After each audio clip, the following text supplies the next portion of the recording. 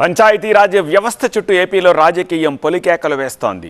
పంచాయతీలను బలోపేతం చేసేలా నిర్ణయాలు తీసుకుంటున్నామని డిప్యూటీ సీఎం పవన్ స్పష్టం చేశారు. దానికి కౌంటర్ ఇచ్చారు వైసీపీ నేత పేర్ని నాని.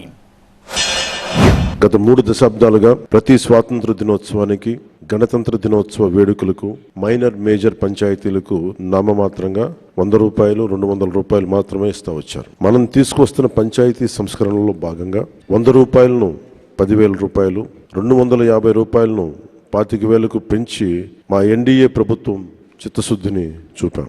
ఆ సంస్కరణలు కొనసాగింపుగా గ్రామ సభలు నిర్వహిస్తున్నాం. గ్రామ సభ అంటే ఒక 10 మంది చేరడం కాదు, గ్రామాభివృద్ధికి బాధ్యత తీసుకోవటం, మన గ్రామాన్ని మనమే పరిపాలించుకోవడం.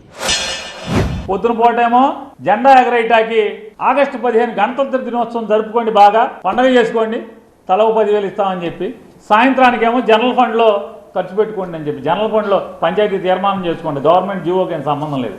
వాళ్ళు జనరల్ ఫండ్లో ఖర్చు పెట్టుకునేది వాళ్ళకే తెలుసు. ఈ పోటుగాళ్ళు తెలుగుదేశం ప్రభుత్వం జీవో ఇచ్చి ఖర్చు పెట్టుకోమని చెప్పాల్సిన పని లేదు.